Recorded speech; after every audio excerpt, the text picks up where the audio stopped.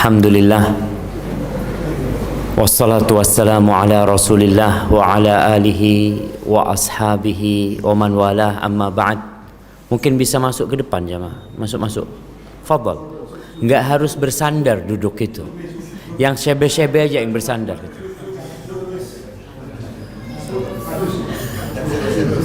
Iya, yang shebe-shebe boleh bersandar gitu kan.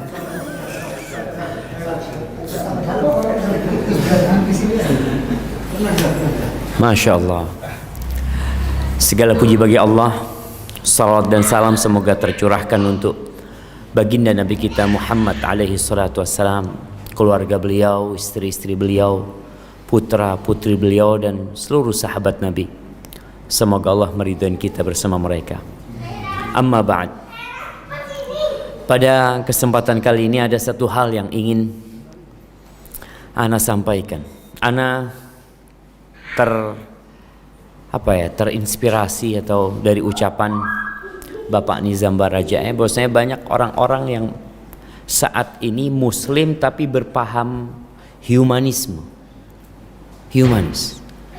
Bahkan ana nonton beberapa cuplikan video yang mereka mengatakan kemanusiaan di atas agama.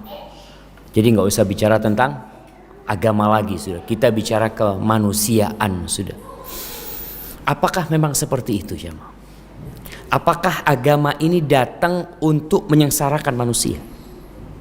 Sehingga banyak, apalagi orang-orang ateis berpendapat atau komunis berpendapat agama ini opium yang memabukkan sebenarnya. Maka kalau kita lihat manusia di dalam Al-Quranul Karim, tanpa bimbingan wahyu dia lebih buruk dari binatang. Kalau dia mengandalkan kemanusiaan dia, maka dia akan jadi lebih buruk dari binatang. Contoh yang ringan di surat At-Tin, kita semua hafal. Apa kata Allah tentang kita ini? Allah mengatakan, laqad khalaqnal insana fi ahsani taqwim. Kata Allah, kami benar-benar telah menciptakan manusia dalam wujud, dalam rupa yang paling sempurna. Nggak ada sudah yang lebih sempurna dari penciptaan manusia. Banyak orang membaca ayat ini untuk mengangkat martabat manusia, tapi dia tidak melanjutkan ke ayat yang selanjutnya. Sehingga dia berpandangan bahwasanya kemanusiaan itu, manusia ini makhluk yang paling hebat, paling super, paling indah, paling baik. Padahal Allah mengatakan, "Tsumma radadnahu asfala safil." Kemudian kami mengembalikan manusia ke tempat yang paling rendah. Kalau bicara asfala safilin, sudah apa tempat yang paling rendah? Neraka Allah Azza wa Jalla yang paling terendah. Kecuali siapa? Illa alladzina amanu wa amilus salihat. Kecuali mereka yang beriman dan beramal soleh. Baru orang-orang ini terangkat derajatnya. Makanya kalau kita lihat Allah Azza wa Jalla kadangkala mensifati manusia ini lebih buruk dari binatang. Allah mengatakan ulaika kal an'am. Mereka seperti binatang ternak yang kita konsumsi, yang kita kendarain. Masya Allah, jazakallah khair. Nah, معلش.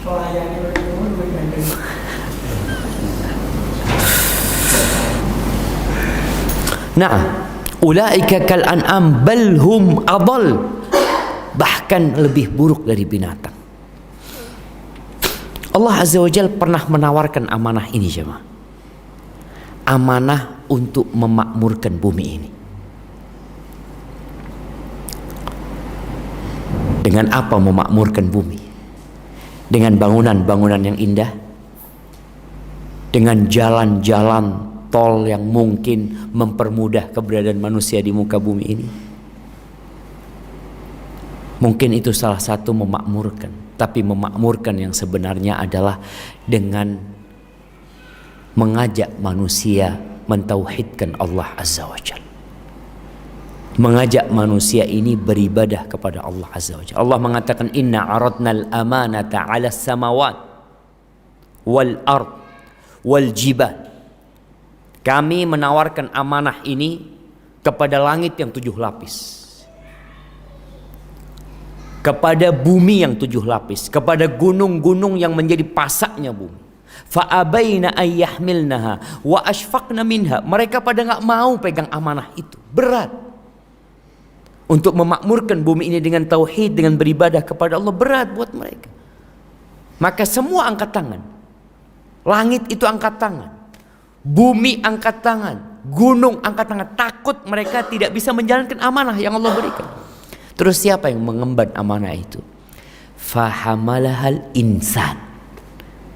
Amanah itu diemban sama kita, sama manusia. Bagaimana sifat manusia ini jamaah?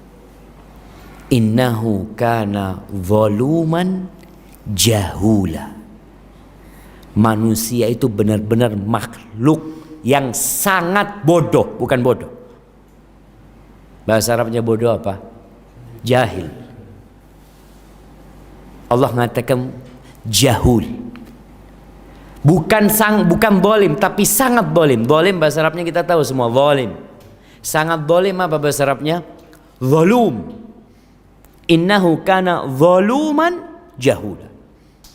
Manusia itu adalah makhluk yang sangat zalim dan sangat bodoh, tanpa bimbingan wahyu. Maka kalau kita sibuk mengedepankan kemanusiaan saja tanpa bimbingan wahyu ilahi, yang akan terjadi manusia akan bunuh diri. Karena dia tidak akan pernah mendapatkan kenyamanan dalam kehidupan dunia ini. Terakhir mau lari kemana? Ketika dikasih penyakit sama Allah Azza wa Jalla, ketika dikasih kegagalan dalam kehidupan ini. Antum melihat ada orang-orang yang gara 20.000 bunuh diri. Ada orang yang gara-gara 2 juta membunuh. Antum melihat ada seorang istri yang membunuh suaminya. Kejadian di mana jemaah? Suaminya hakim. Di mana? Di Medan. Di Medan. Ini harim. Harim. Pakai jilbab masalah. Iya. Pakai kerudung itu harim. Dia bunuh suaminya. Dia panggil orang untuk bunuh suaminya. Subhanallah. Kejadian di Jember.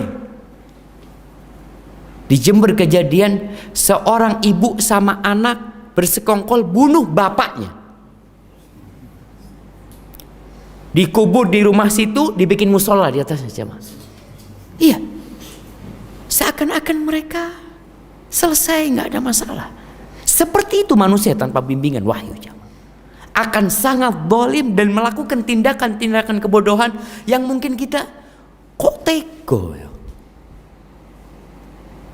Ada yang bayi digulung apa dibuang, kasih fulus, siapa yang nemu suruh nguburkan. Na'udzubillah min dzalik. Kalau kita melihat itu terjadi dengan orang-orang, mungkin terjadi sama kita, mungkin kalau kita tidak dijaga sama Allah Azza wa Jalla. Antum lihat bangsa Arab sebelum datangnya Islam, bayi hidup-hidup perempuan dikubur sama mereka, dikubur jemaah. Entah kemana perasaannya abah ini di mana? Anaknya dia digalikan kuburan. Kalau dimatikan dulu mungkin orang tidak tega. Ini hidup-hidup dikubur selesai. Dan merasa tidak berbuat dosa. Innahu kana zaluman jahula. Lihat kezaliman dan kebodohan manusia. Batu disembah. Batu. Sampai Nabi Ibrahim ketika menghancurkan batu-batu itu, berhala-berhala itu, apa kata Nabi Ibrahim? Inti tanya sama yang paling besar itu, tanya itu, kan kapaknya di sana kata dia. Orang mikir, laqad alimta, engkau tahu Ibrahim mereka nggak bisa bicara. Ya itu nggak bisa bicara kalian sembah. Mereka tahu nggak bisa bicara disembah. Ada orang yang karena kebodohan dia berpikir pagi, siang, malam kerjanya cuma cari fulus. Padahal dia tahu yakin 100% dia akan mati. Apa ada yang nggak yakin mati jemaah? Semuanya yakin mati. Ahibati fillah, di surat Ma'arij, kalau bisa yang punya handphone dibuka handphonenya, dibuka surat Ma'arij ayat 19. Ya Allah, siapa yang mau baca?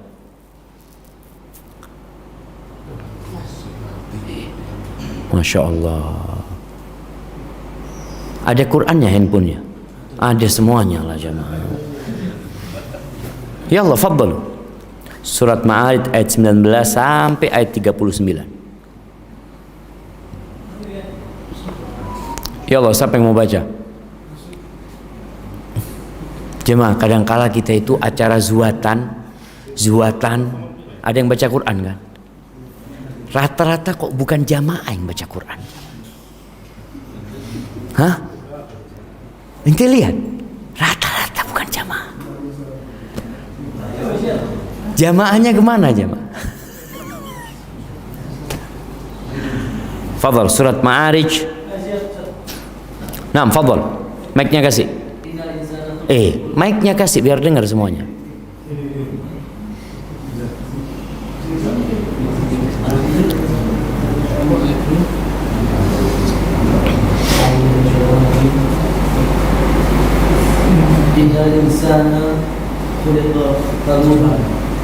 Baca terus. Idza massahu asy-syarru jazu'an wa idza massahu khairu manu'an illa al-musallin. Ya, artinya dibaca. Sesungguhnya manusia diciptakan bersifat keluh kesah lagi gigir. Nah, lihat tuh. Sifat yang Allah sebutkan manusia ini halu'a, suka berkeluh kesah. Kalau ngobrol sama suaminya selalu yang susah-susah. Aduh, kita orang punya utang, kita orang ini punya rezeki, tidak cerita dia. Skut. Nah, ketika kena musibah satu kampung tahu semuanya. Kehilangan sesuatu satu kampung tahu semuanya. Tapi dapat nikmat pelit dia. Jangan sampai ada yang pinjam fulus dia. Ini sifat manusia yang Allah sebutkan. Lanjutkan. Apabila ia ditimpa kesusahan, ia berkeluh kesah. Dan apabila ia mendapat kebaikan, ia amat kikir. Itu sifat kita coba. Jadi kita nggak perlu ngomong fulan. Ini sifat kita. Asalnya seperti itu. Berapa banyak nikmat yang Allah berikan kepada kita, tapi kita tidak merasa itu rizki dan nikmat. Kita selalu berpikir rizki itu fulus. Rizki itu bisa jadi wajah yang tampan. Itu rizik minallah. Berapa banyak ada rejal-rejal fulusnya galil, tapi karena wajah tampan, masya Allah, dapat harim yang fulus. Rizik buat dia. Allah yang kasih sama dia. Nggak pernah dia usaha untuk mempercantik atau memperindah wajahnya. Dari mana dia usaha itu? Dia punya dua tangan ini. Ini bukan rizik. Kita baru akan tahu kalau ini rizik ketika antum melihat ada orang patah tangannya. Nggak punya tangan antum. Ya Allah, alhamdulillah. Alhamdulillah ya Rabb. Alhamdulillah ya Rabb. Kita lihat orang magrum, akal sehat yang Allah berikan kepada kita. Kita nggak pernah mensyukurinya kadang-kala jamaah. Ketika kita melihat orang magrum, jalan kaki, nggak pakai baju, di situ kita sadar, ya Rabb, alhamdulillah, alhamdulillah. Terus kita memuji Allah Azza wa Jalla. Tapi sifat asal manusia yang Allah sebutkan ini seperti ini. Ketika dikasih nikmat, bakhil. Perhitungannya terlalu ketat. Sampai Nabi SAW pernah berpesan kepada Asma, ya Asma, la tuki fayukillah alaik. Asma, jangan terlalu perhitungan engkau. Allah perhitungan sama engkau nantinya. Banyak di antara kita yang seperti itu. Ketika mendapatkan nikmat, ketika dapat musibah, putus asa dari kehidupan ini. Bahkan banyak di antara kita yang suudzon sama Allah. Suudzon, berburuk sangka sama Allah. Mengatakan, kenapa ya Allah aku kok diperlakukan seperti ini? Siapa kita merasa punya hak atas diri Allah Azza wa Jalla? Tapi bagaimana sekarang supaya kita keluar dari sifat dasar yang buruk yang kita miliki ini? Ana merasakan dua sifat ini, ana merasakan. Ada bisikan-bisikan itu kadang-kala. Ketika dapat rezeki, ya, jadi berat kita mau berbagi. Berbagi, tapi kadang-kala sekedarnya. Allah kasih banyak, engkau keluarkan sedikit. Apa yang menyebabkan kau melakukan itu? Cinta kepada harta. Cinta kepada harta. Maka berusaha kita agar tidak menjadi manusia yang Allah sebutkan ini. Seperti apa? Allah sebutkan. Tafadhal dibaca. Kecuali orang yang Bahasa Arabnya dibaca belum? Masya Allah. Illal musallin alladzina hum ala salatihim da'imun. Daimun. Ya. Daimun. Artinya? Kecuali orang yang mengerjakan salat, yang mereka itu tetap mengerjakan salatnya. Barakallahu fikum. Ini sifat pertama. Al-Imam Al-Qurtubi dalam tafsirnya ketika mengatakan illal musallin, kecuali orang-orang yang salat, beliau mengatakan ahlut tauhid. Mereka orang-orang yang beriman yang mentauhidkan Allah Azza wa Jalla. Karena kita tahu syarat salat ini, syarat ibadah ini adalah kita bersyahadat, jemaah. Gimana kita masuk ke agama Allah ini? Kita mengatakan asyhadu an la ilaha illallah wa asyhadu anna Muhammad Rasulullah. Kemudian kita dirikan salat. Dan ibadah salat ini adalah rukun Islam. Yang kedua, yang kalau orang meninggalkannya, keislamannya diragukan. Banyak orang-orang kadangkala mereka berpikir, alhamdulillah Ustaz, anak punya anak nggak minum, anak punya anak alhamdulillah nggak khair lah, anak punya anak ini, cuma saya nggak sholli Ustaz. Meninggalkan sholat itu dosanya lebih besar daripada berzina. Kata Nabi SAW, al-ahdu alladhi bainana wa bainahum as-salah. Yang membedakan kita dengan mereka itu sholat. Faman taraka as-salah faqad kafar. Yang meninggalkan sholat sudah kafir, kata Nabi SAW. Di sini terjadi perbedaan pendapat di antara para ulama. Orang yang meninggalkan sholat itu apakah masih Islam atau sudah keluar dari Islam? Yang nggak sholat sama sekali. Ada dua pendapat para ulama. Al-Imam Ahmad bin Hanbal berpendapat kalau dia tidak sholat sama sekali maka dia telah kafir. Kalau mati jangan disolatin. Ya kalau kita pikir pendapat Imam Ahmad ini masuk akal juga. Selama hidup dia nggak pernah sholat, mati minta kita nyolatin dia. Selama hidup dia nggak pernah berangkat ke masjid, mati minta kita gotong dia ke masjid. Dia hidup nggak mau ke masjid, mati untuk bawa ke masjid. Makanya pendapat Imam Ahmad kalau ada orang tidak sholat, meninggal dunia, sudah dibungkus, galikan jurang, lemparkan ke sana. Jamaah, Allah kasih semuanya sama dia. Allah nggak minta banyak, dia tidak kerjakan tuh sholat. Pendapat yang kedua, dia tidak kafir. Nah, kalau pendapat yang pertama itu dia kafir dan dibunuh murtad. Kalau dia diminta untuk sholat nggak mau sholi, dibunuh murtad. Tapi pendapat yang lain tetap dihukum. Imam Syafi'i berpendapat dibunuh tapi bukan murtad, sebagai hukuman di dunia aja. Dan mazhab Abu Hanifah dipenjara dia sampai sholat. Ini yang menyebabkan manusia keluar dari sifat buruknya tadi. Dia sholat dan alladzina hum ala salatihim daimun. Yang mereka senantiasa melaksanakan sholat, bukan bolong-bolong. Harapan anak kalau jamaah insyaallah semuanya nggak ada yang bolong-bolong. Dulu mungkin Ustaz. Dulu maghrib sama isya. Kadang-kala maghrib doang. Subuh jangan ditanya sudah Ustaz. Tapi kalau sekarang alhamdulillah. Antum yang punya utang, sholatnya dulu ditinggalin, bayar utangnya. Jumhur ulama berpendapat antum harus bayar tuh utang. Antum 10 tahun nggak sholi, hitung tuh berapa sholat yang antum tinggalkan. Berapa sholat jemaah 10 tahun?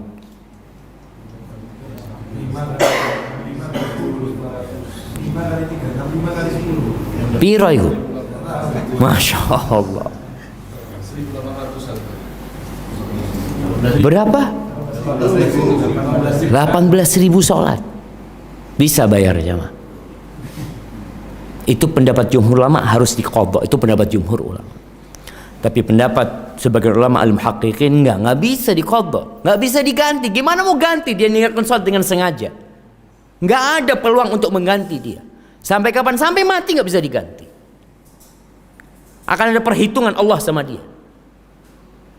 Terus yang harus dilakukan apa? Tobat. Taubatan nasuha dan memperbanyak sholat sunnah. Karena kalau pikir antum ganti, antum kan enak. Alhamdulillah anak sudah ganti. Anak nggak soli 2 hari kemana, alhamdulillah anak sudah ganti. Enak kalau gitu jamaah.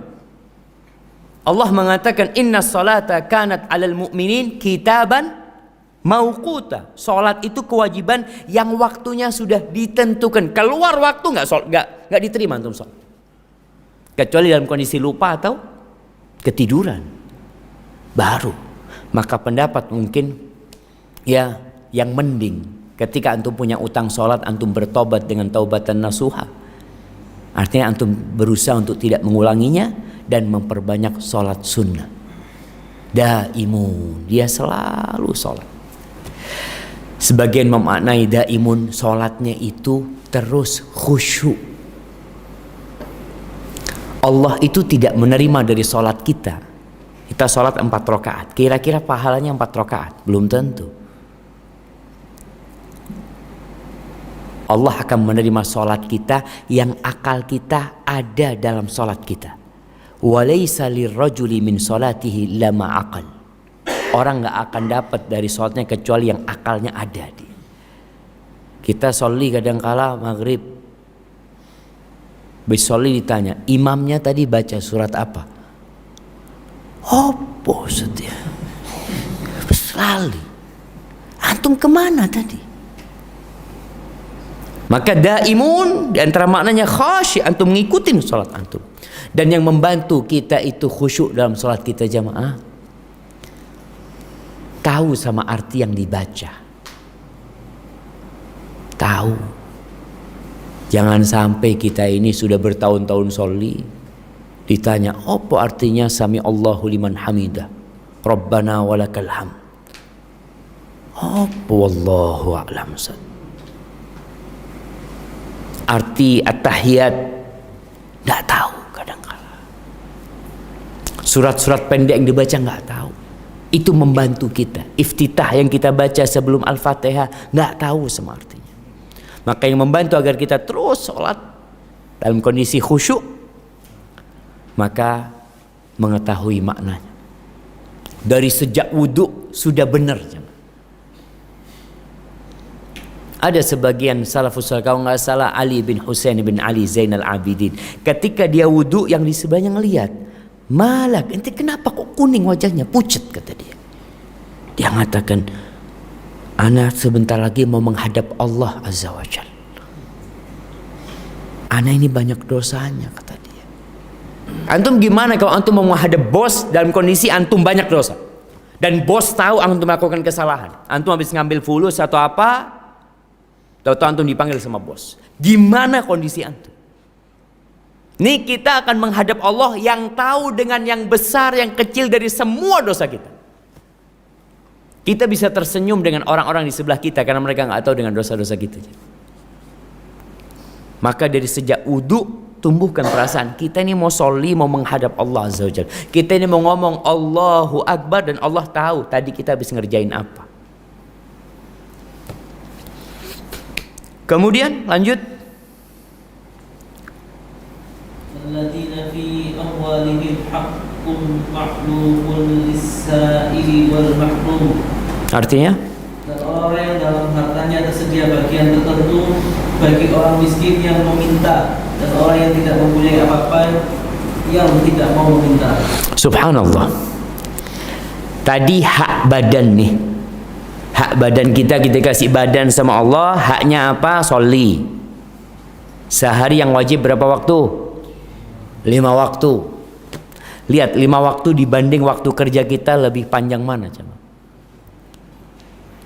Syughul berapa jam kira-kira orang itu? 8 jam. 5 waktu ini berapa jam dikerjakan? Ya kalau satu sholat 5 menit, setengah jam sudah.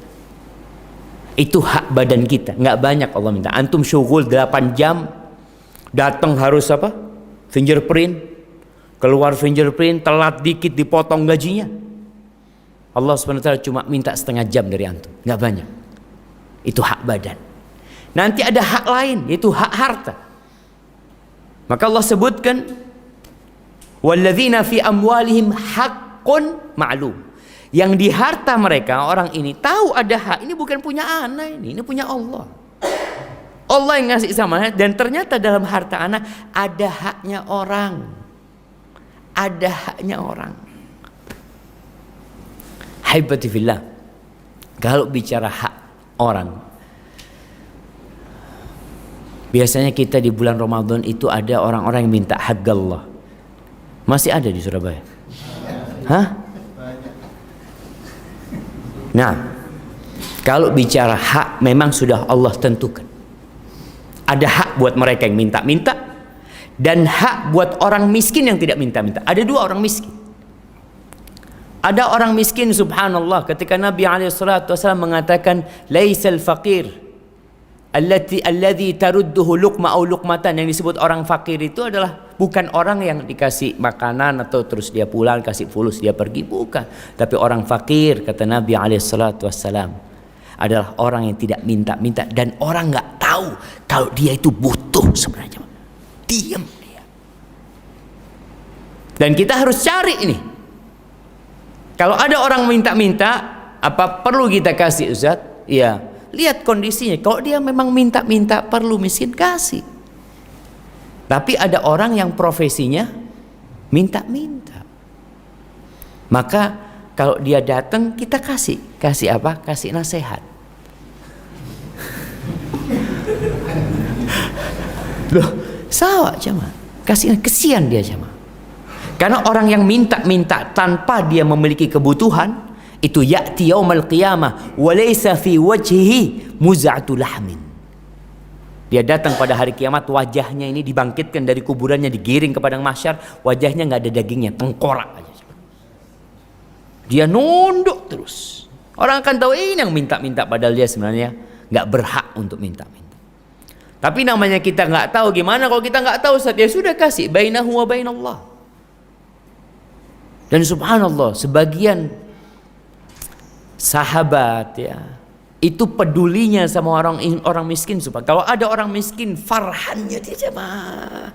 Alhamdulillah, orang yang datang ke sini mau membawa harta anak. Ini titipan, anak kasih ke antum, antum ini sampaikan kepada Allah Azza wa Jalla. Sudah sampai fulus itu.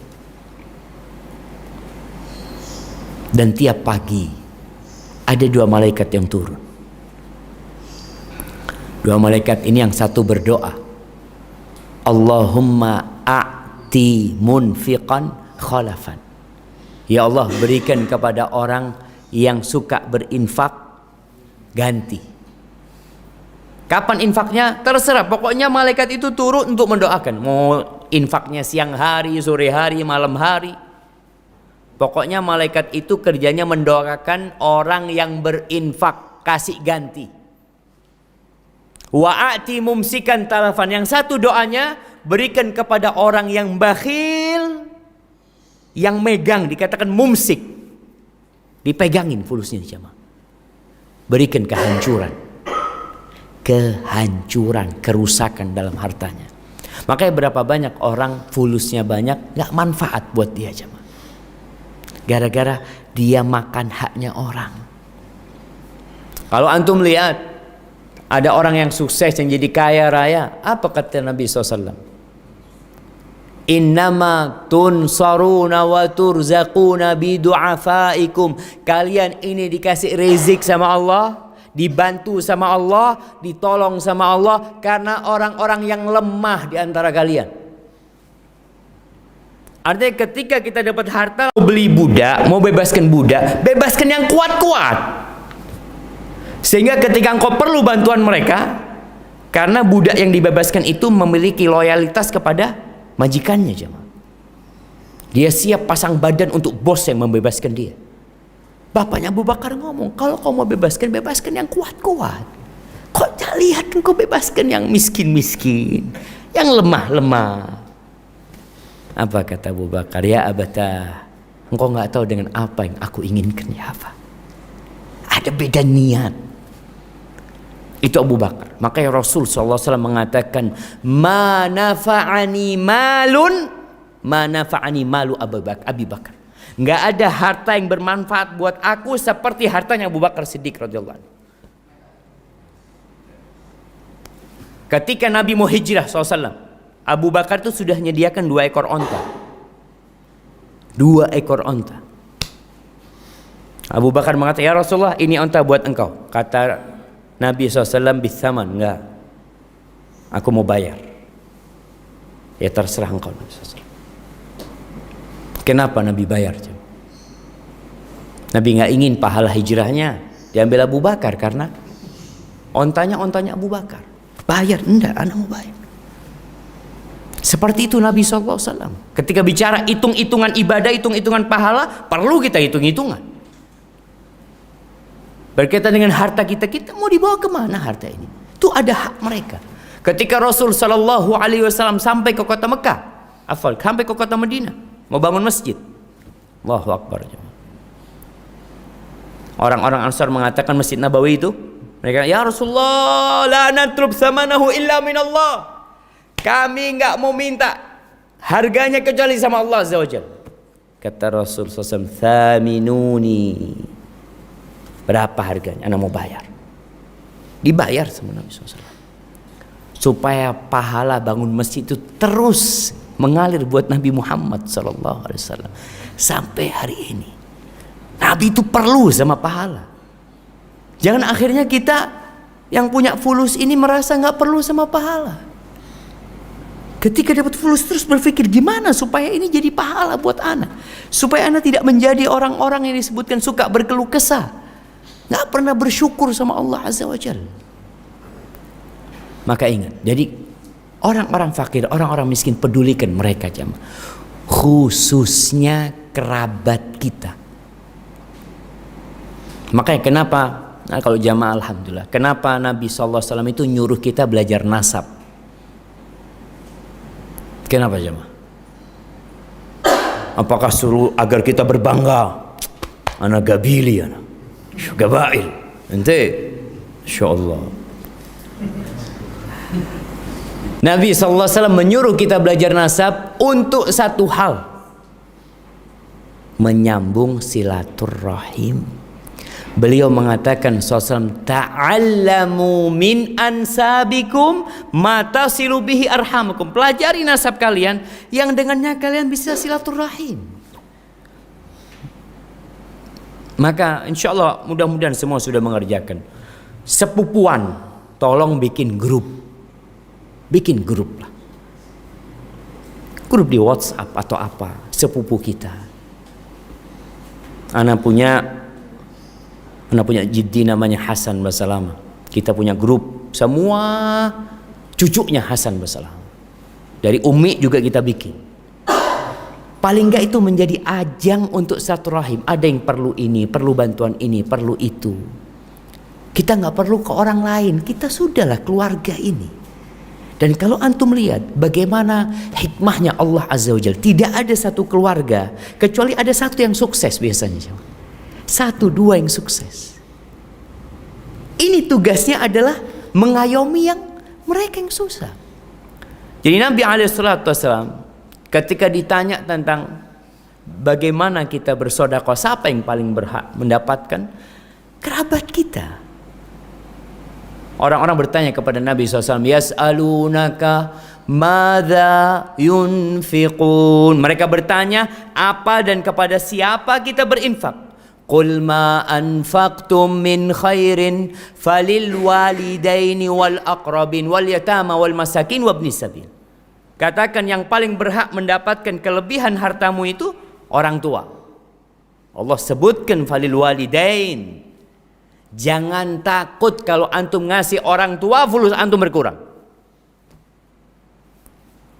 Kadang-kadang kita yang sudah zuat, sudah mulai perhitungan mau ngasih orang tua.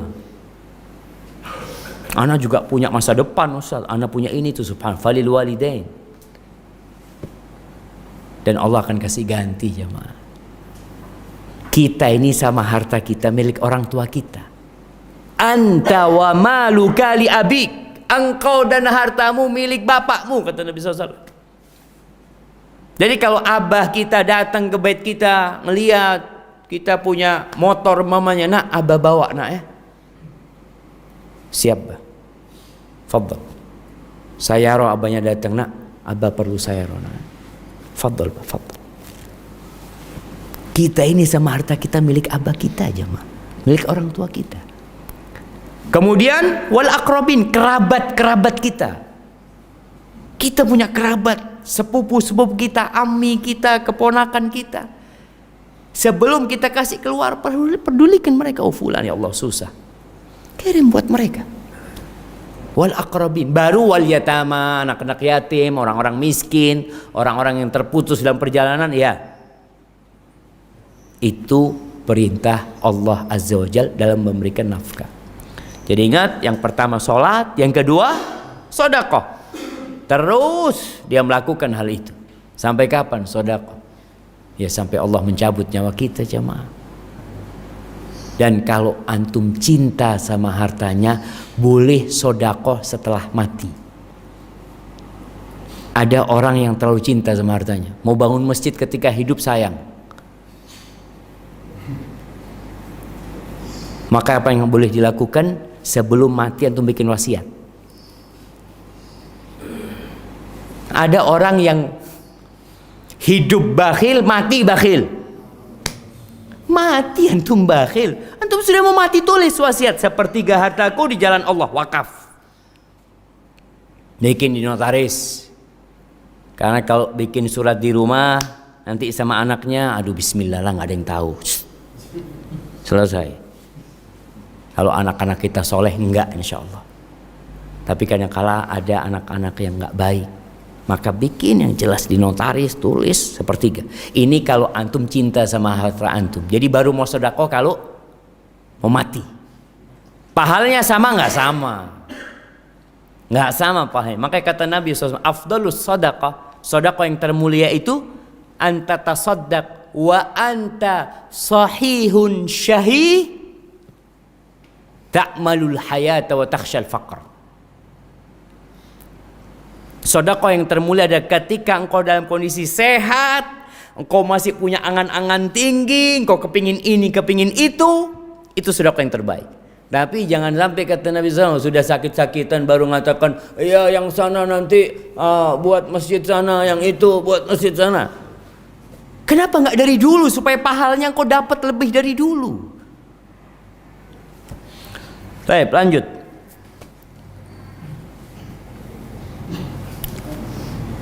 Masya Allah. Kemana kok hilang-hilangan gini?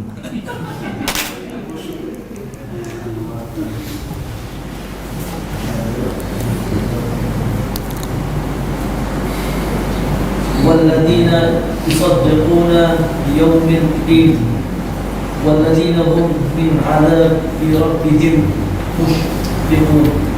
Baca lagi, inna 'adzaba rabbihim ghairu ma'mun.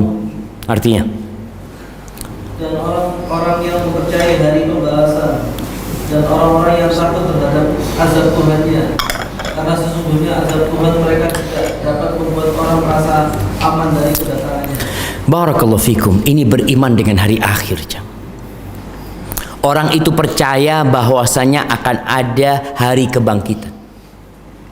Banyak orang-orang yang memiliki pemahaman humanis tadi, mereka nggak percaya kalau akan dibangkitkan dalam kehidupan nanti. Kalaupun mereka percaya semuanya masuk surga. Seakan-akan surga nanti akan ketemu fulan. Seakan-akan dia yang bikin surga dan dia yang menentukan siapa yang masuk surga. Buat mereka masuk surga itu pokoknya baik. Baik gimana? Apakah orang yang menyembah batu dikatakan baik?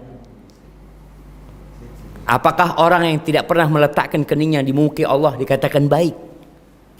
Kalau bicara dia suka berbagi, suka menolong, nah, dia hanya baik kepada manusia tapi buruk kepada pencipta langit dan bumi ini. Makanya beriman dengan hari akhir ini menjadi motor yang menggerakkan kita untuk beribadah. Antum lihat ada orang-orang yang sepertiga malam bangun jemaah. Dapat apa dia bangun malam? Capek. Yang lainnya tidur dengan selimut zen. Dia soli. Antum lihat orang-orang yang puasa Senin Kemis dapat apa antum? Karena ada keimanan yang membuat dia melakukan itu, beriman dengan hari akhir. Makanya nanti ketika pembagian rapot pada hari kiamat, orang yang mendapatkan kitab dengan tangan kanannya, apa kata dia? Dia langsung mengatakan, ha'umuqra'u kitabiyah, inni dhanantu anni mulaqin hisabiyah. Aku yakin kalau aku akan dihisab. Yakin aku. Jadi antum sekarang duduk di sini nih, yakin nggak antum nanti duduk ini akan menjadi pemberat amal kebajikan antum pada hari kiamat? Atau sekedar majelis ya enggak loh Ustaz. Ana mau isyrab syahi, teh apa? Atau karena keyakinan itu yang membuat kita hadir, melangkahkan kaki, meninggalkan keluarga kita. Azab Allah Azza wa Jal, siapa yang mampu melawan azab Allah Azza wa Jal? Azab di dunia saja manusia nggak mampu. Antum bisa melihat ketika banjir bandang datang, ketika gempa datang, orang mau lari kemana? Lari kemana? Ana melihat sendiri, masya Allah, sekarang ini kita semakin beriman dengan kekuatan Allah Azza wa Jal, semakin beriman. Kita udah beriman. Dulu orang cerita banjir, mobil dibawa sama banjir. Sekarang udah ada videonya, tuh melihat. Orang teriak-teriak, aduh, BMW dibawa banjir. Mau diapain BMW dibawa banjir? Mobil-mobil dibawa banjir. Nggak ada yang bisa menyelamatkan. Semua orang mengatakan nafsi, nafsi. Maka kalau iman kita sedang goyah dengan hari akhir, sibuk ngurusin dunia, antum ziarah kubur. Antum ziarah kubur. Kita tuh kadang kala ke kuburan cuma kalau nganter jenazah. Betul jemaah. Nganter jenazah antum rombongan orang banyak. Sampai kuburan kisah sana, kisah sini apa.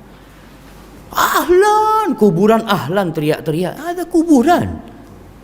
Perlu kekhusyuan kita. Tapi ketika antum ziarah kubur sendirian, bawa harim, bawa anak ke kuburan, insya Allah itu akan lebih mengena. Malam hari, Nabi SAW kadang-kala ziarah kubur itu tengah malam. Tengah malam beliau keluar dari rumahnya berangkat ziarah kubur. Sallallahu alaihi wasallam. Maka untuk menumbuhkan keimanan itu, ziarah kubur. Baik, lanjut. والذين هم لفروجهم حافظون إلا على أزواجهم أو ما ملكت أيمانهم فإنهم غير ملومين. Lanjut. فمن ابتغى وراء ذلك فأولئك هم العادون. Ya, artinya? Dan orang-orang yang memelihara kemaluannya kecuali terhadap istri-istri mereka atau budak-budak yang mereka miliki, maka sesungguhnya mereka dalam hal ini tiada tercela. Barang siapa mencari yang di balik itu, maka mereka itulah orang-orang yang melampaui batas. Barakallahu fikum. Nggak ada alasan seorang berzina sama sekali. Apa alasan orang berzina? Oh, nafsu. Allah kan kasih nafsu sama kita, Ustaz. Nggak ada alasan orang berzina. Sedangkan Allah Azza wa Jalla sudah membuka pintu. Allah mengatakan fankihu ma taba lakum minan nisa mathna wa thulatha wa ruba. Allah sudah buka pintunya yang menutup celah perzinaan tersebut. Engkau nikah yang baik-baik. Dua. Nggak cukup 2, 3. Oh, nggak cukup anak 3 Ustaz, 4. Kalau mampu berlaku adil. Fa in khiftum alla ta'dilu fawahidah. Kalau takut tidak mampu berlaku adil, cukup satu. Cukup jemaah. Gak cukup satu. Yang gak cukup itu mata kita jemaah. Ketika kita tidak menjaga pandangan mata kita, gak akan pernah cukup. Lihat harim, Allahu Akbar. Apalagi kalau kerjanya jalan-jalan nanti. Alhamdulillah mungkin sekarang sudah mulai berkurang. Dulu ada istilahnya cuci mata. Masih ada jemaah? Enggak lah, sudah sekarang jemaah. Masih ada. Tapi jemaah di sini nggak ada, insyaallah. Ada. Nah, orang kalau sudah memandang selesai sudah. Kata Nabi SAW, an-nadratu sahmun masmum min sihamil iblis.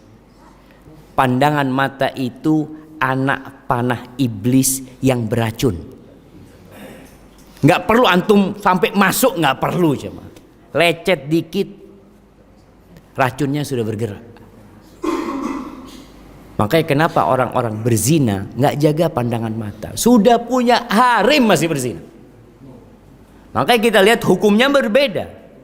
Ketika seorang berzina dalam hukum Islam, ketika seorang berzina dia belum pernah menikah, dia itu nggak dirajam. Diapakan dia? Dicambuk 100 kali cambukan. Tapi ketika sudah pernah menikah, selesai. Dirajam sampai mati. Kenapa Ustaz? Ini dulu ada pertanyaan jemaah. Waktu anak kuliah di Madinah, ada teman dari Afrika tanya, Ustaz, Anda mau tanya, kenapa kalau pencuri dipotong tangannya, kalau orang berzina kok nggak dipotong aja kemaluannya? Siapa yang bisa jawab? Kenapa? Kan dia mencuri dengan tangannya, selesai potong tangan. Kan dia berzina dengan kemaluannya, potong aja kemaluan. Kalau belum nikah nggak bisa. Masya Allah, Masya Allah. Kalau sudah nikah dilajam selesai. Masya Allah, siap. Terus kok dipecut, kok nggak itunya aja yang dipecut? Kalau itu yang dipecut ya nggak bisa lagi. Ini urusan lain. Nah, jamaah Syekh menjelaskan kenapa dia harus dipecut, kenapa dia harus dirajam sampai mati. Karena yang merasakan kenikmatan itu seluruh tubuhnya, bukan hanya kemaluannya.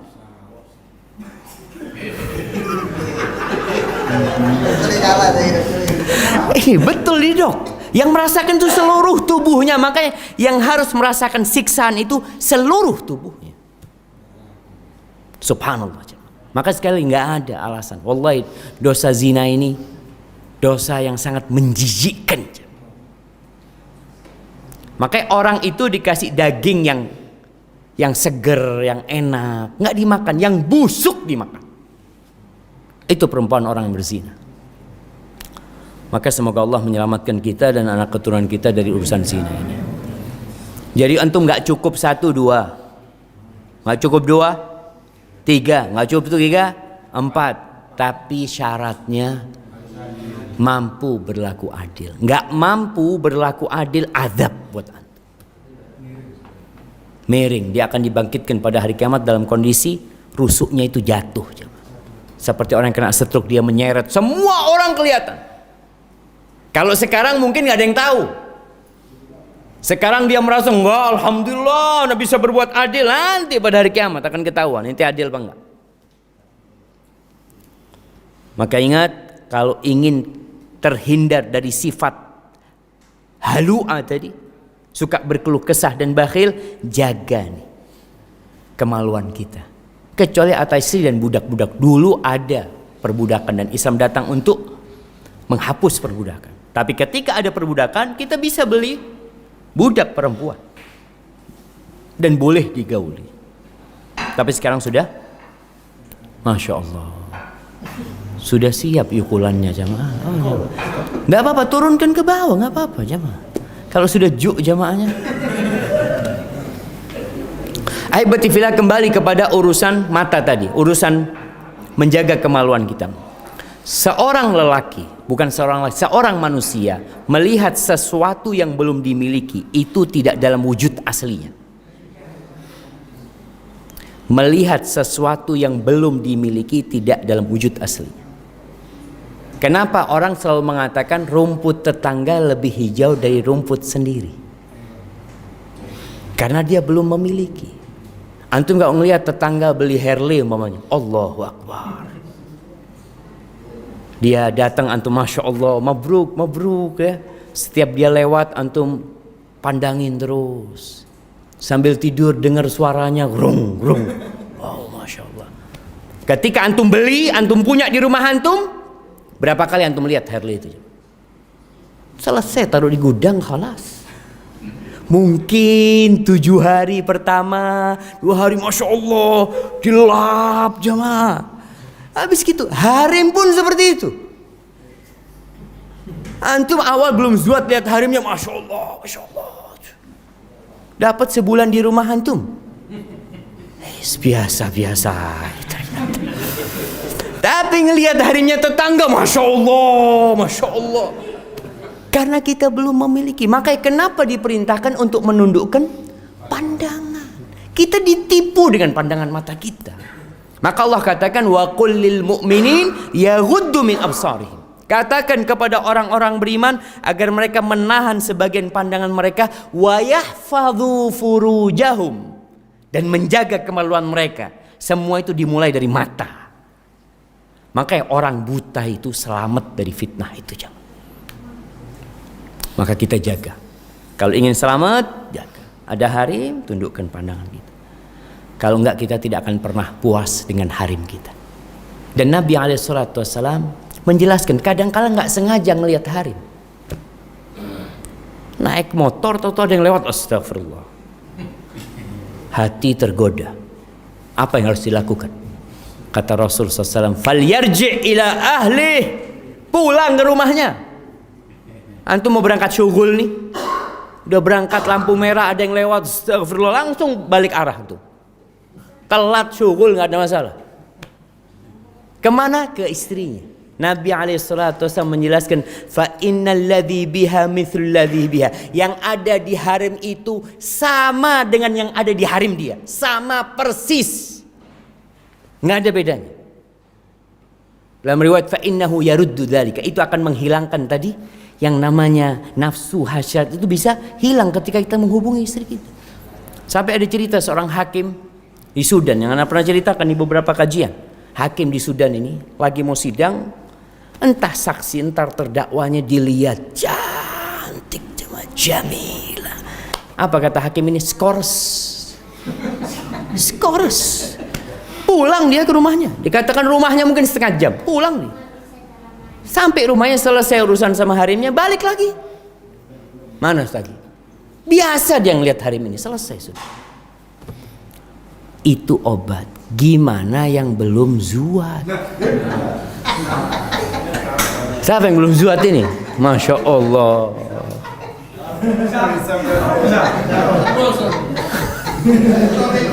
Mau pulang kemana jamaah? Hah? Pulang ke Al-Irsyad. Maka yang belum zuat ya sudah puasa, kata Nabi SAW. Puasa, jangan sendirian. Usahakan cari sahib yang baik. Kalau nggak bisa kemana-mana, ke masjid sudah. Sini ada masjid Al-Irsyad, sudah bismillah lah. Adzan di masjid sana, qomat di sana, sampai perasaan itu hilang baru pulang. Artinya kita perlu mencari tempat aman. Karena Nabi SAW mengatakan pandangan itu anak panah iblis beracun. Racunnya itu harus dikeluarkan. Gimana cara mengeluarkannya? Salah satu kita, atau dokter lah, tahu lah. Ada orang yang bisa bertahan ya dengan racun ular. Kadang-kala dia punya kekebalan tubuh, tapi ada orang yang nggak bertahan, yimut. Kalau lagi juali orang gimana? Boleh lihat. Gimana? Kalau lagi jualin orang. Ya seperlunya. Jangan diliatin harimnya, Masya Allah. Dilihat kalungnya, dilihat antingnya, apa? Jangan. Masya Allah. Jadi kamu seandainya tahiyat terus kemudian menundukkan pulang dan sebagainya. Hmm. Kalau sholat kan enak Ustaz, istrinya banyak. Atau pas pulang berhalang Ustaz. Nah, kan masih bisa dipakai. Masya Allah, nggak ada, masih bisa dipakai. Kan kata Allah Subhanahu Wa Taala, Dia bisa menyalurkan itu kepada siapa? Istri-istrinya atau budak-budaknya. Kalau sedang berhalangan, masih ada cara lain lah. Dokter tahu lah cara lain, dok. Masya Allah, dok. Masya Allah. Kalau mampu berlaku adil. Adil Ustaz, adil itu kan tergantung diri di depan. Katanya kalau sama-sama ridho gitu. Ridho apa maksudnya? Ya, kalau mau lagi akan ngomong ke hari yang kedua, anak mampunya mabit di kamu sekian hari, dia itu kan tidak apa-apa. Kalau dia setuju dengan hal itu nggak masalah. Ya itu aja. Tapi kadang-kala jamaah ada setelah berjalannya waktu, itu di awal. Nah, deal di depan ini persyaratan harus dicatat nih jamaah. Masya Allah, enggak, ada dokter sudah deal, sudah ada deal. Oh alhamdulillah, masya Allah. Oh ini cuma tanya dong, ngomong tok rupanya jamaah. Oh sudah. Ah.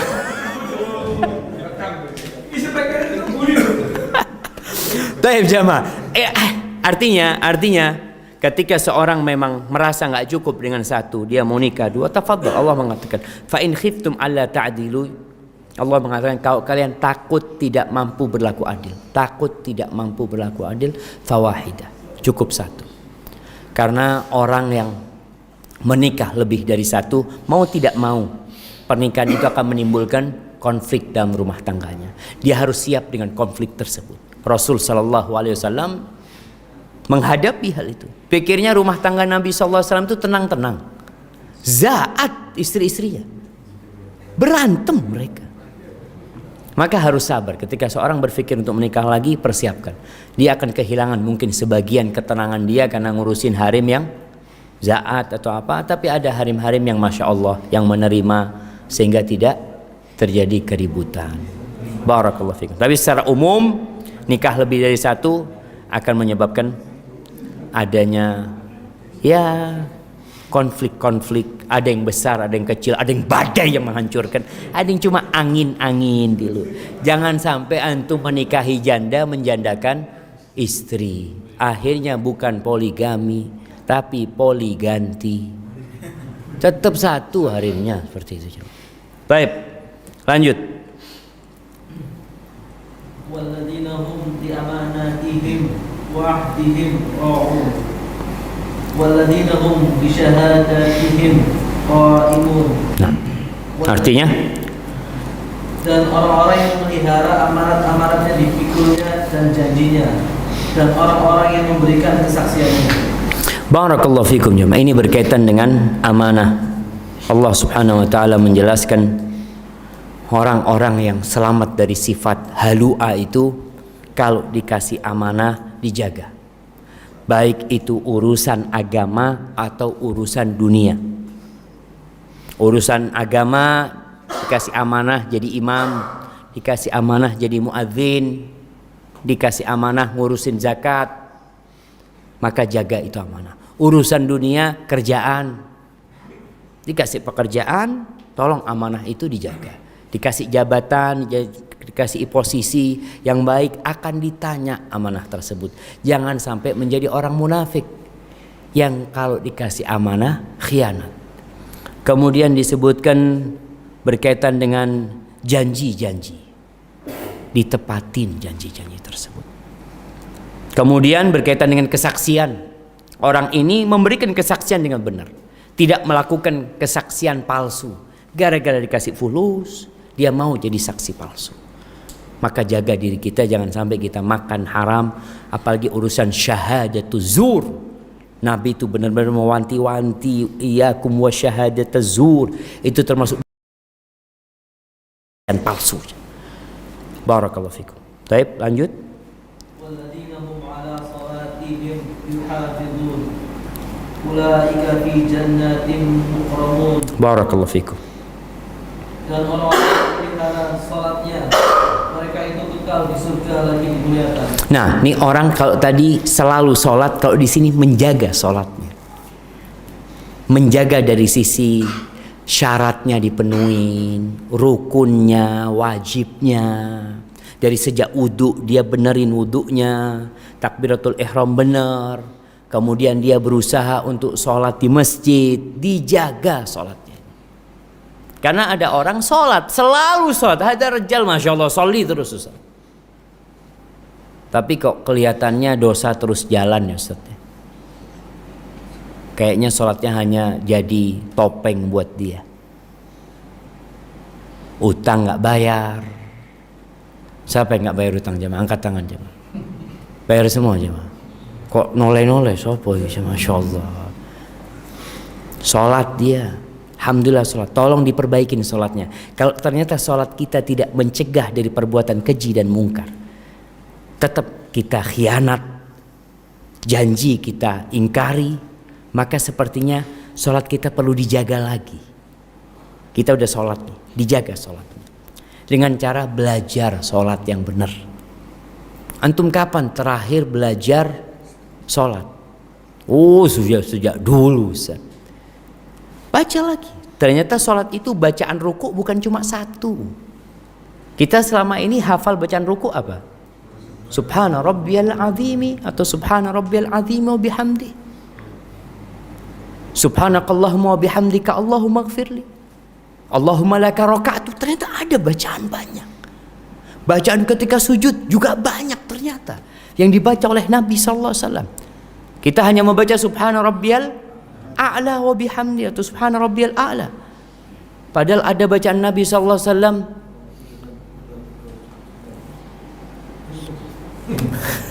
ada bacaan subhana dzil jabaruti wal malakuti wal kibriyai wal azama. Allahumma laka sajadtu wa bika amantu. Sajada wajhiya lilladzi khalaqahu wa syaqqa sam'ahu wa basarahu fatabarakallahu ahsanul khaliqin. Ada bacaan banyak sekali. Kita coba belajar lagi nih, ngaji gimana nih salat Nabi SAW. Kalau sekedar bicara yang penting sah, kalau bicara sah ya udah. Tapi kan kita bicara menjaga supaya lebih sempurna salat kita. Orang-orang yang melakukan hal itu kata Allah, ulaika fi jannatin mukramun. Selesai sudah. Mereka akan berada di dalam surga, dimuliakan, dihormatin. Jadi kalau ibadah yang kita lakukan semua itu, jangan berharap pahalanya di dunia. Berharaplah pahalanya di akhirat. Pahala dunia insya Allah Allah kasih. Tapi yang terpenting buat kita adalah di akhirat. Karena kita hidup di dunia cuma 60 tahun, 70 tahun. Kadang-kala ada jamaah-jamaah yang berharap pahalanya di dunia. Ketika dia umpamanya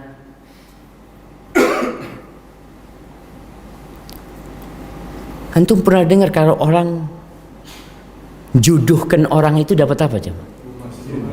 Itu hadisnya di mana jemaah? Ada yang mengatakan seperti itu. Terus ada satu mengatakan, Ustaz, boleh tidak rumahnya ana minta di dunia Ustaz?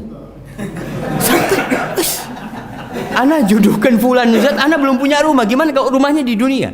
Subhanallah, duniawi orang. Yang pertama ana nggak tahu hadisnya yang mengatakan kalau jodohkan orang itu dapat rumah di surga. Ana sampai sekarang belum tahu. Kalau ada yang tahu mudah-mudahan bisa ngasih tahu. Kemudian pahalanya, pahala yang Allah sebutkan itu yang lebih indah adalah di akhirat. Karena kita di situ akan hidup kekal selama-lamanya. Hadza wallahu a'lam bissawab. Itu yang bisa kita kaji pada kesempatan kali ini. Kalau ada pertanyaan, tafadhalu jemaah. Nah,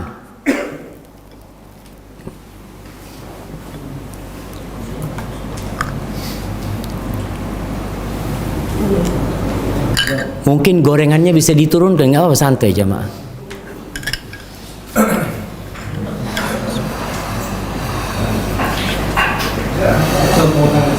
Jadi kan itu meninggalkan sholat mutlak, ada beberapa sholat yang keluar dari gimana kalau seandainya kita menyikapi dengan hadis Rasulullah yang mengatakan di pokok dilakukan tauhid, yang mana dia tidak melakukan amal pun dan apapun. Nah, dia muwahhid, kemudian dia bisa. Iya. Jadi ada yang dibicarakan hukum di dunia jelas dia kafir. Artinya hukum kita ketika di akhirat, ini pendapat yang mengatakan kafir ya. Pendapat yang mengatakan dia dia kafir. Pendapat ini memang dibantah oleh sebagian ulama dengan haditsul bitaqah, hadis-hadis yang lainnya yang akan dikeluarkan dari api neraka yang di hatinya ada kalimatut tauhid ya. Ini menjadi dalil-dalil yang menjadikan dia itu masih dalam kondisi beriman, belum keluar dari Islam. Memang itulah bantahan ulama-ulama yang mengatakan dia belum kafir. Tapi hadis-hadis lain yang menyatakan dia kafir seperti sabda Nabi SAW tadi, antara keimanan dan itu adalah sholat, seperti itu. Barakallahu fikum. Nah, fadhal jamaah. Kok di tengah dikasihnya jamaah? Astagfirullah. Kalau di tengah sama aja di atas tadi jamaah. Masya Allah, milih dewi-dewi gitu saja. Hah? Tidak semuanya. Nah, fadhal. Anda pernah berdialog dengan orang non-muslim, Ustaz? Dia bilang, bukankah kita ini yang kita lakukan sudah tercatat semua sebelum diciptakannya Nabi dan Muhammad? Dia bilang, iya. Terus bukankah kalau misal saya ini mati dalam keadaan kafir itu sudah ditentukan oleh Allah? Jadi sekuat apapun kita bisa masuk Islam, seakan-akan sudah tertutup dengan takdir Allah. Nah, Anda jawabnya waktu itu bingung. nah, Seakan iya. dia ingin memasuk pintu tapi pintu itu ditutup rapat-rapat. Nah, iya, dia berdalih sebenarnya dia nggak mau masuk Islam. Jadi kalau bicara takdir, jamaah, makan tapi tidak ngomong jamaah. Ini ada pertanyaan barusan tentang ada orang kafir tanya sama dia, kalau saya sudah ditentukan kafir sama Allah, gimana saya mau masuk Islam gitu kan? Berarti dia sudah ditentukan masuk neraka. Mau dia masuk neraka? Tanyakan sama dia. Antum mau masuk neraka? Nggak ada yang mau masuk neraka. Kita itu bicara takdir, kita nggak tahu dengan takdir kita.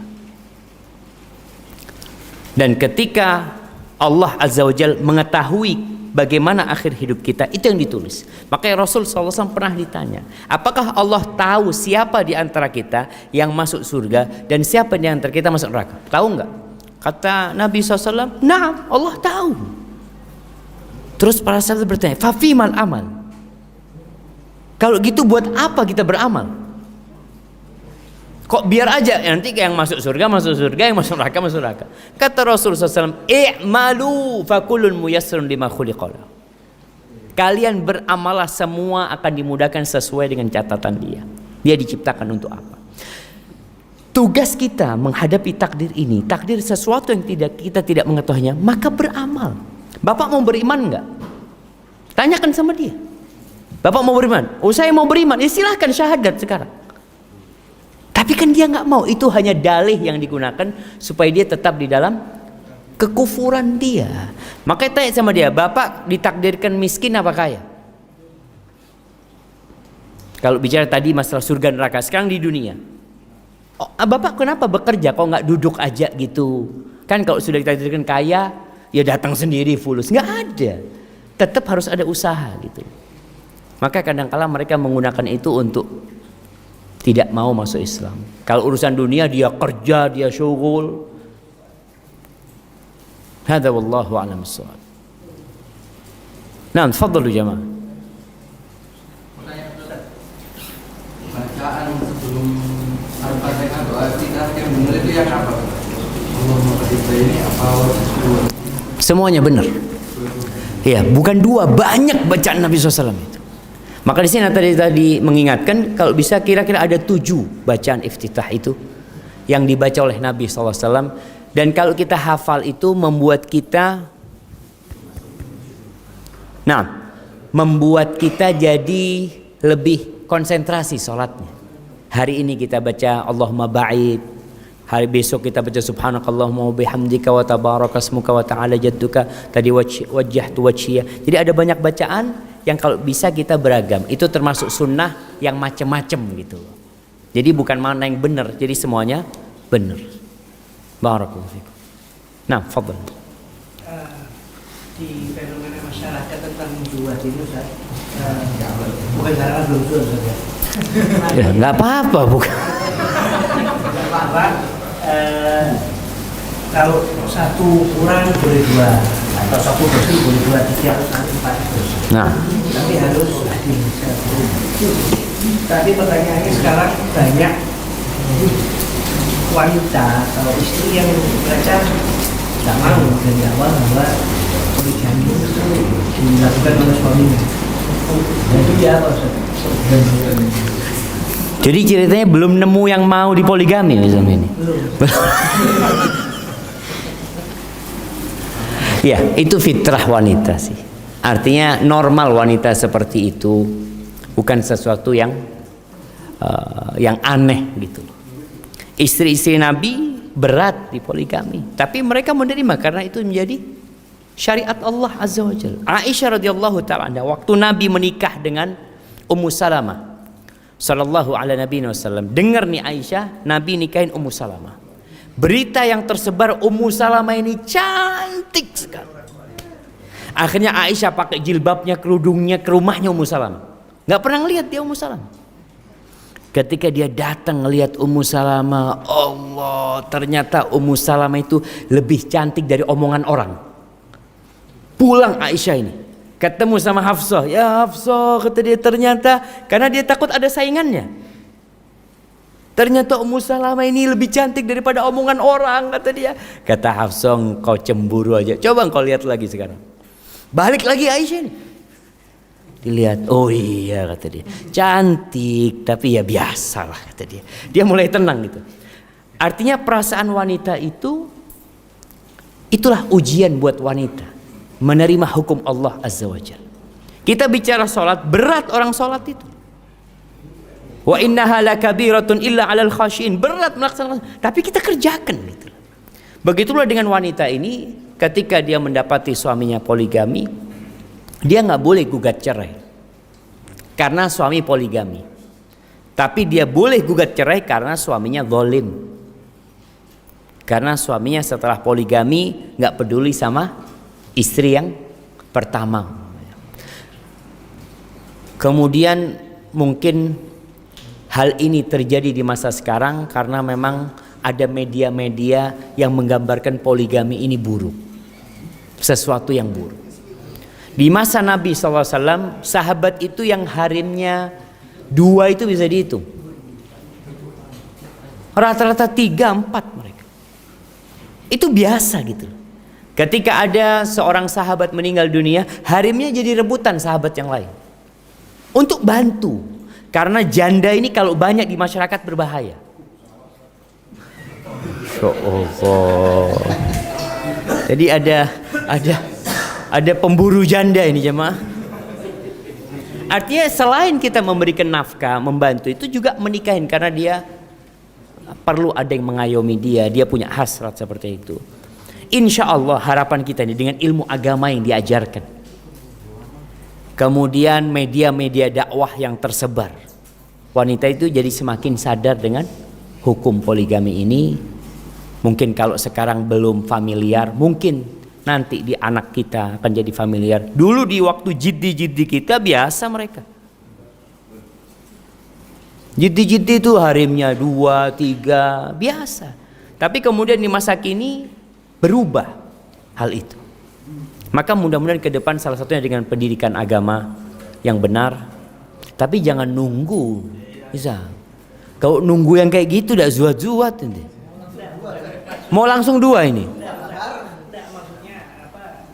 Akhirnya banyak laki yang memilih untuk zina. Na'udzubillah. Daripada dia harus Zuat lagi. Enggak, tadi Anda sebut enggak ada alasan dia.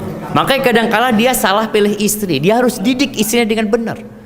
Banyak rejal cuma kasih fulus sama istrinya. Enggak pernah kasih pendidikan yang baik, enggak pernah dibawa pengajian. Datang bawa harimnya, dengarkan kajian, tumbuhkan keimanannya. Karena ini bicara iman sebenarnya. La iman harimnya benar, wala iman suaminya benar. Maka berarti masalahnya di keimanan tadi. Barakallahu fikum. Nah, terus-terusan ini. Antum tadi kan bilang nggak boleh ya untuk cerai kalau karena apa namanya? Karena poligami. Ya. Nah sekarang ini banyak dari akhwat yang ngaji, bahkan akhwat sudah masuk aja, dia menuntut cerai suami dengan bawa nama-nama bina Pak Ustaz. Anak boleh sama Ustaz pula. Anak sudah tanya juga ini. Intinya terakhir dia bawa fatwa-fatwanya para ashabi, gitu. Nah, Terus terakhir, akhirnya ketika dia sudah mulai reda emosinya, dia bilang, ya anak nuntut karena memang anak tidak mampu untuk menahan cemburu. Itu gimana? nggak, intinya kalau kita bicara kasus per kasus, mendukung seperti apa maksudnya? Nggak, kalau fatwa para ulama jelas kalau hanya karena poligami nggak boleh. Tapi karena tadi ada mudorot yang dia dapatkan dari pernikahan suaminya, mudorot yang dia dapatkan dari pernikahan suaminya dengan kezaliman yang dilakukan suaminya, ini baru boleh menuntut. Tapi kalau karena poligami gugat cerai, itu bukan alasan yang syar'i gitu. Karena poligami ini syar'i. Umpamanya dia ngomong, enggak, anak nggak mau. Ini Ustaz, harimnya ini umpamanya bukan wanita baik-baik yang dia bawa. Kalau dia zuat benar Ustaz, ahlan wa sahlan. Masya Allah. Kalau miskin dokternya, Masya Allah. Jadi sudah putus asa dokter ini kayak. Udah putus asa ya? Masih oh.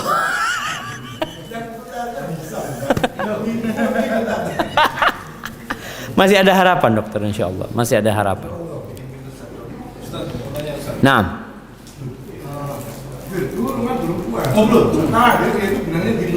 Ini rata-rata loh. si ente nih, iki dokter sekarang dokter konsultasi orang poligami atau apa? Kok rata-rata kayak gitu ini? Bingung ana. Jadi sekarang buka konsultasi poligami. Ana tahu itunya, enggak yang tadi akhwat-akhwat banyak ini yang dikatakan itu konsultasinya kemana itu gitu loh.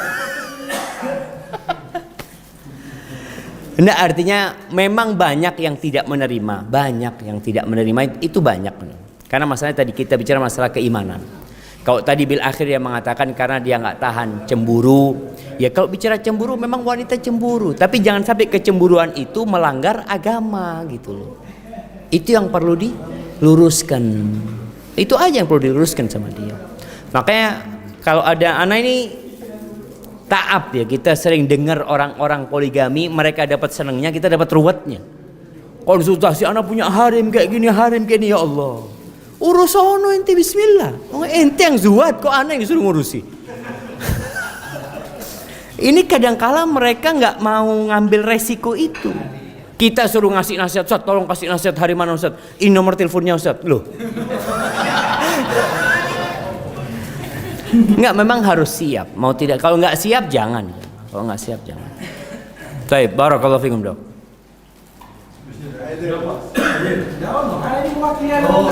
Oh, masya Allah.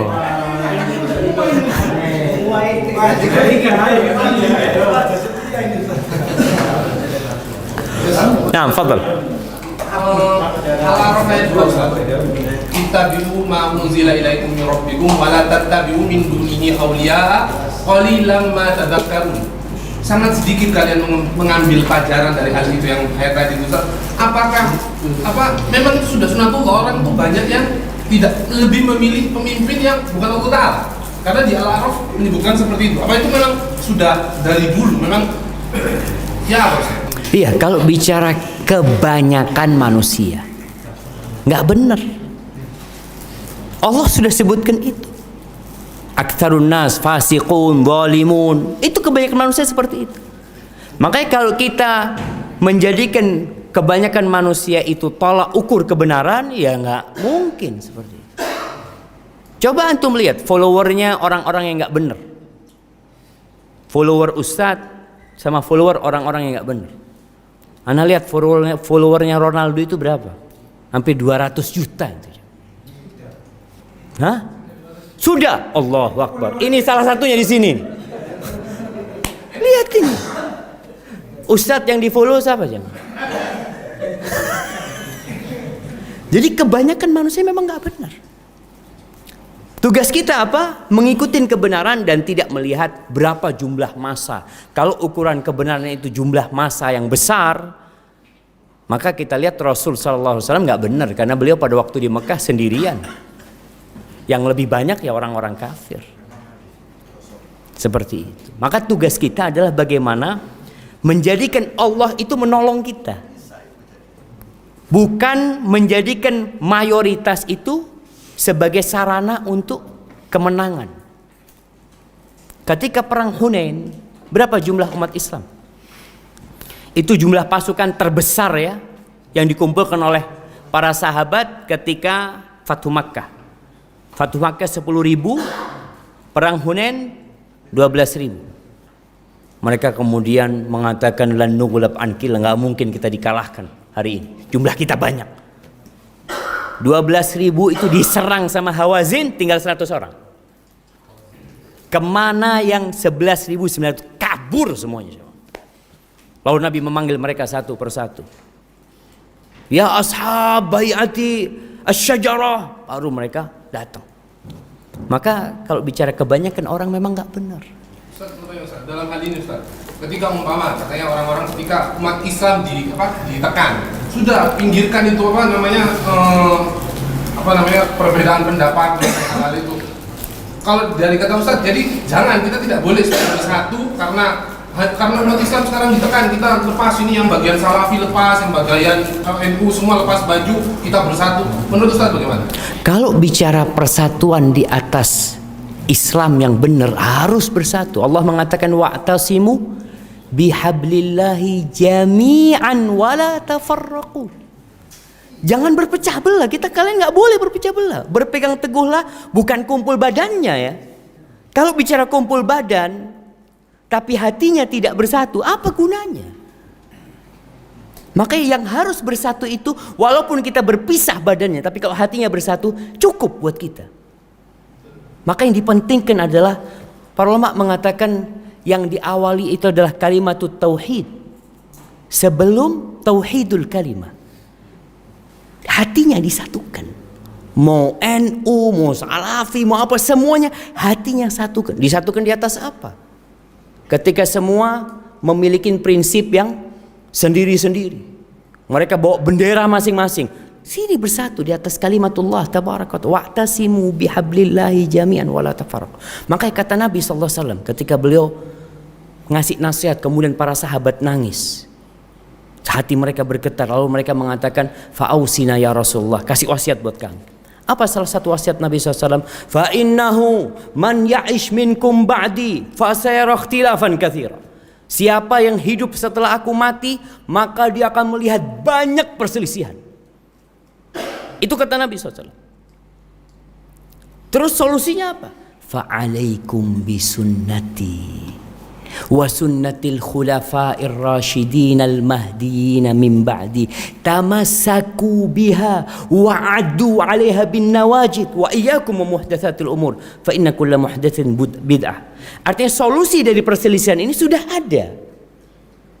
Jadi kalau bicara perselisihan, Nabi sudah menyampaikan sama kita. Solusinya ada, tapi kita nggak mau ambil solusi itu. Kata Nabi, kalian cari sunnahku dan sunnah khalifah sesudahku itu. Pegang dan gigit dengan gigi geraham kalian.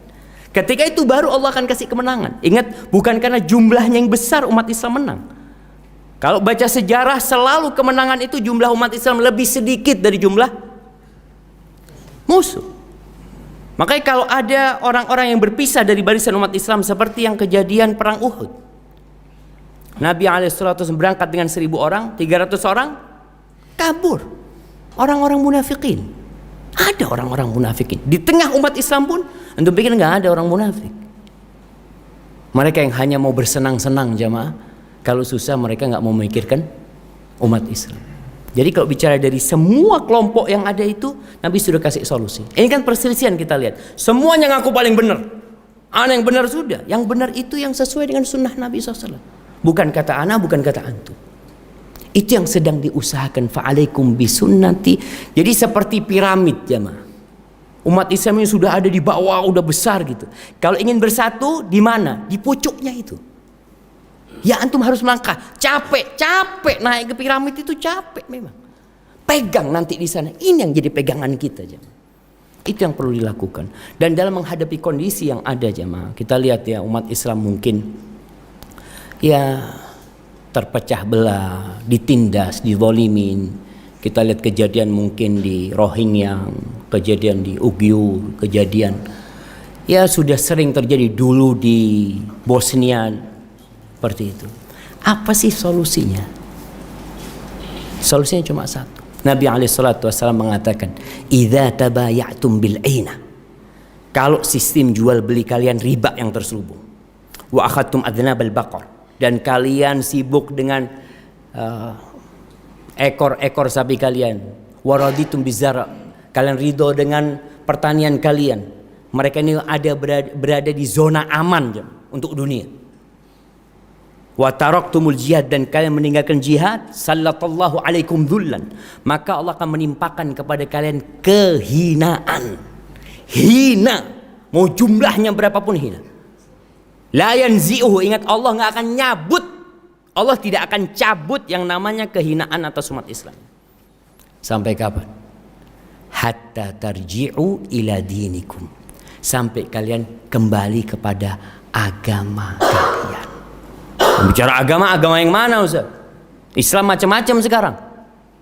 Ya agamanya Nabi Muhammad SAW. Seperti yang diamalkan Nabi dengan para sahabatnya itu. Mungkin seperti itu memang yang terjadi. Soalnya kalau enggak ya akan terus berpecah belah. Enggak mau disatukan gimana sama antum? Badannya mungkin bersatu, hatinya memang dia benci sebenarnya. Dia duduk terpaksa duduk sama antum. Untuk satu kasus, satu apa mungkin dia bisa seperti itu. Tapi nanti tetap kebencian itu ada. Maka harus kembali kepada sunnah Nabi Muhammad SAW. Tapi jamaah, anak nggak yukul jamaah. Hah? Nah, anak kira cukup sampai di sini. Kita santai. Jazakumullah khairan. Subhanakallahumma bihamdika asyhadu an la ilaha illa anta astaghfiruka wa atubu ilaik. Assalamualaikum warahmatullahi wabarakatuh.